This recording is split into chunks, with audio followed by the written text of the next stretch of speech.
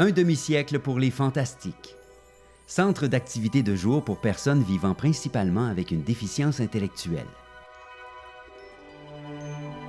Les locaux sont situés au centre Constance-Langlois, immeuble appartenant à la Fondation créée pour la cause.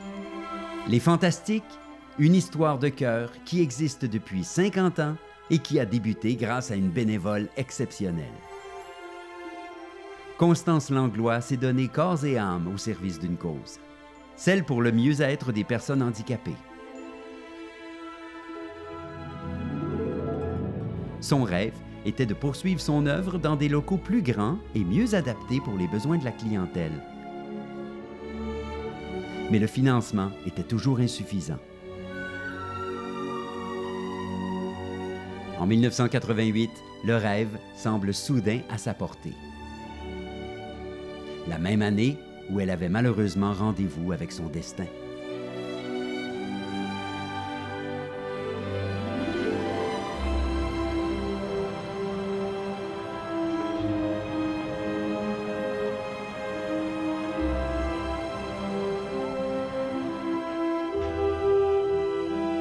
Constance Langlois est née le 31 mars 1936. Bien qu'handicapée physiquement, elle démontre du courage et une détermination d'aider son prochain.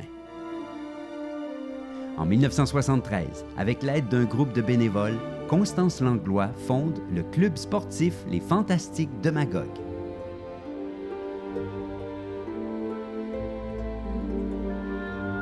Sa petite taille ne sera jamais un obstacle. Et elle deviendra très vite la figure de proue du club.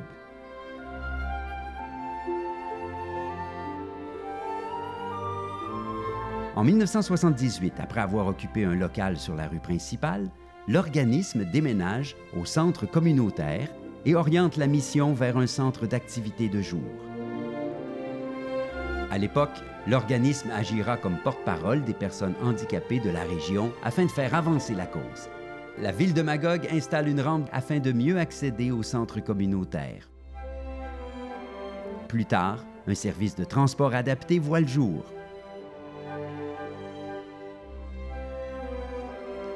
En 1981, messieurs Olivier Marquis et Jacques Gaudreau lancent la campagne « Ouvrez vos cœurs », l'objectif étant d'obtenir un local plus grand et mieux adapté. Faute de ressources, ce projet restera en veilleuse jusqu'à la fin des années 80.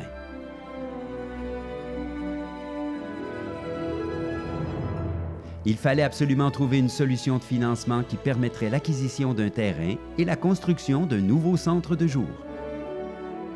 En conséquence, Constance mettra sur pied une fondation et choisira Roger Bouchard pour en assumer la présidence. Son choix va s'avérer très judicieux. Ancien directeur retraité de la Dominion Textile, il négociera rapidement avec la compagnie l'obtention d'un terrain de 5 acres sous forme de don. Constance et Roger visitent l'endroit en question situé près de l'aréna. Elle a dû ressentir une grande joie de se tenir là, sur le futur site des Fantastiques. Malheureusement, ce sera le plus près qu'elle pourra s'approcher de son rêve. Samedi, le 30 avril 1988, lors du Gala des bénévoles, Constance est victime d'un malaise cardiaque et s'écroule. Le hasard a voulu qu'elle vive ses derniers moments lors d'une soirée de reconnaissance au bénévolat. Constance Langlois avait 52 ans. Un an auparavant, le 11 juin 1987, Constance recevait le prix prestigieux Bénévolat Canada lors d'une cérémonie sur la colline parlementaire à Ottawa.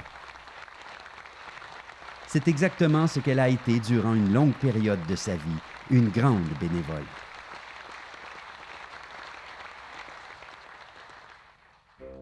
Après le décès de Constance, le conseil de la Fondation se réunit. Le président propose que la Fondation porte désormais le nom Fondation Constance Langlois. En 1989, on procède à la construction de la bâtisse, et ce, grâce aux gens d'affaires de la région, du Club Lyon et de donateurs privés. L'organisme procède à un changement de dénomination sociale et statut sur sa mission. Dorénavant, ce sera les Fantastiques de Magog, centre de jour accueillant des personnes vivant principalement avec une déficience intellectuelle. Le nouveau centre de jour ouvre officiellement ses portes en 1991. Les principales activités offertes sont stimulantes et favorisent le développement global de la personne au plan physique, intellectuel, affectif, artistique et social.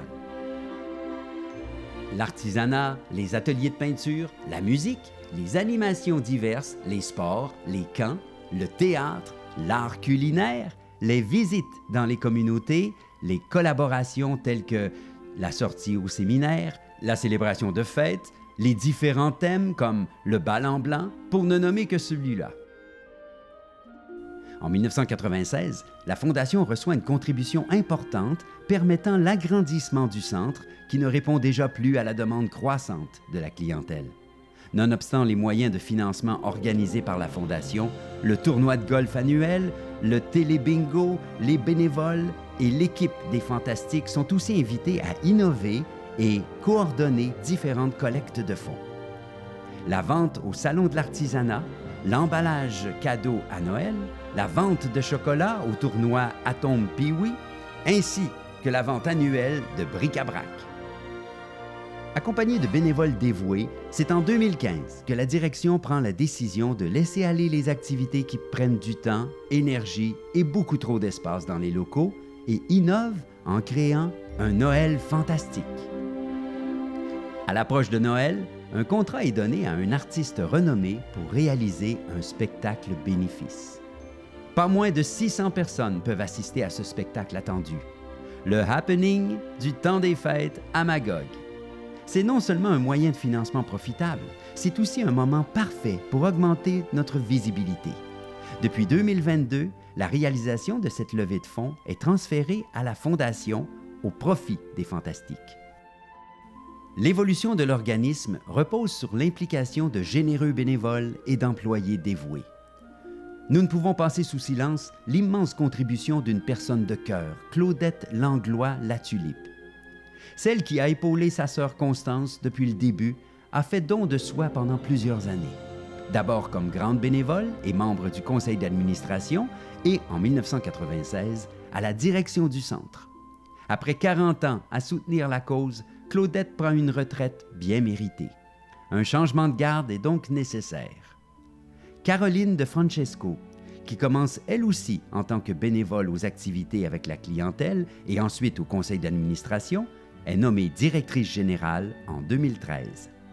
Son leadership visionnaire et son engagement sincère pour la mission des Fantastiques ont été les moteurs qui ont propulsé l'organisation vers de nouveaux sommets. À cet effet, une amélioration des procédés de la grande transition vers l'ère numérique ont été réalisées.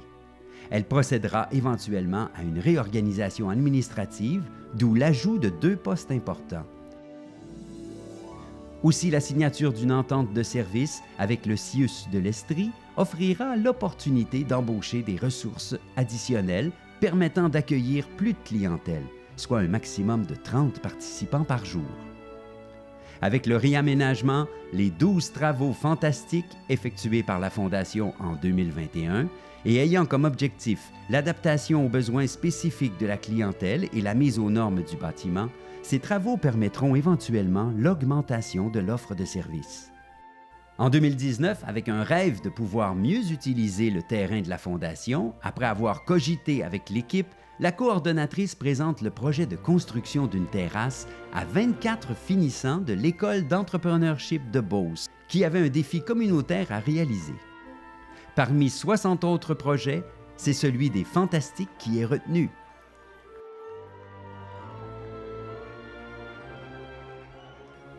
Depuis 50 ans, de nombreuses personnes ont œuvré au sein des Fantastiques. Elles ont toutes contribué à leur façon au maintien de l'organisme et à l'amélioration de la qualité de vie de la clientèle. Outre les activités stimulantes, l'organisme Les Fantastiques crée des liens d'amitié, brise l'isolement en développant le sentiment d'appartenance, contribue à abolir les préjugés de la société envers cette clientèle et offre un répit aux parents et aux familles. Une fantastique mission qui fait une différence. Il y en a eu du chemin parcouru depuis 1973. Le rêve de Constance est devenu réalité. Son œuvre lui survit et l'histoire de cœur se poursuit.